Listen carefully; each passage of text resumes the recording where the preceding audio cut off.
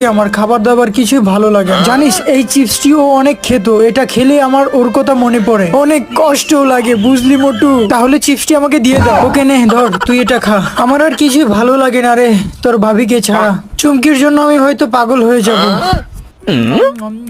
কার এত বড় সাহস এখানে আমার নাম এবং আমার বউয়ের নাম লিখেছে? ওকে যদি পেতাম সালাম করে ছেড়ে দিতাম। আরে বিটকেল ভাই কি হয়েছে এখানে? আরে দেখ না এখানে কে যেন আমার নাম আর চুমকির নাম লিখে রেখেছে। আরে কি বলছো তুমি? এখানে অন্য কেউ নাম লিখবে কেন? হয়তো ভাবি লিখেছে। তোমার উপর থেকে ভাবির রাগ কমেছে, এর জন্য এখানে তোমার নাম এবং ভাবির নাম লিখেছে। তাই নাকি মোটু? তাহলে তো এটা খুশির সংবাদ আমাদের জন্য। হয়তো ভাবি ওই রেস্টুরেন্টে অপেক্ষা করছে, বুঝলে তুমি? চল তাহলে আমরা ওই নতুন রেস্টুরেন্টে যাব। হ্যাঁ অফকোর্স।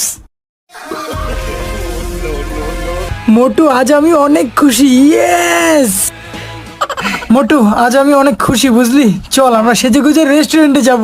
আরে তাই নাকি?